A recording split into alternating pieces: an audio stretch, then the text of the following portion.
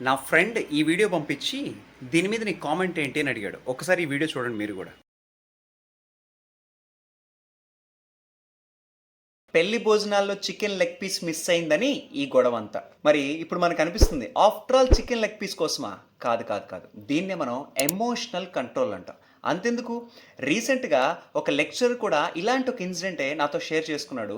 ఆ కాలేజ్లో junior lecturer వెళ్ళి ఎగ్జామ్ పెడితే ఆ ఎగ్జామ్లో ఒక అమ్మాయి చూసి కాపీ కొడుతుంది. అప్పుడు ఈ మేడం జూనియర్ లెక్చరర్ వెళ్ళి ఎందుకమ్మా కాపీ కొడుతున్నావు అని అడిగిన దానికి ఆ అమ్మాయి కిటికీలోంచి దూకి అటెంప్ట్ చేసింది. ఇప్పుడు ఆలోచించండి, ఇది దేనికి సంబంధించింది? మన ఎమోషన్స్కి సంబంధించింది. అస్సలు ఇటువంటి సిచ్యువేషన్స్లో వీళ్ళు ఎందుకు ఇలా రియాక్ట్ అవుతారో మీకు తెలుసా? బ్రెయిన్లో జరిగే ఒక చిన్న మార్పు, అదే అమిగ్దలా యాక్టివేషన్. మన బ్రెయిన్లో అమిగ్దలా అని ఒక పార్ట్ ఉంటుంది. అది ఎప్పుడైతే యాక్టివేట్ అవుతుందో నియర్లీ 10 సెకండ్స్ టు 40-50 సెకండ్స్ వరకు మనం ఏం చేస్తున్నామో, ఏం మాట్లాడుతున్నామో, ఎలా ప్రవర్తిస్తున్నామో కూడా వాళ్ళ కంట్రోల్లో ఉండదు. దీన్నే మనం అమిగ్దలా హైజాక్ అంటాం. అంటే ఈరోజు ఒక్కసారి ఆలోచించండి, దాన్ని ఎలా కంట్రోల్ చేసుకోవాలో మనం కావచ్చు, లేదా ఈరోజు యంగ్స్టర్స్కి కావచ్చు, నేర్పించకపోతే ఎలా?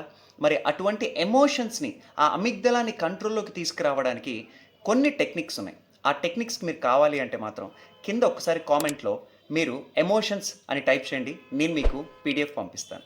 ఇలాంటి అద్భుతమైన సైకలాజికల్ కాంటెంట్ మిస్ అవ్వకూడదు అంటే ఏం చేయాలో మీకు తెలుసు.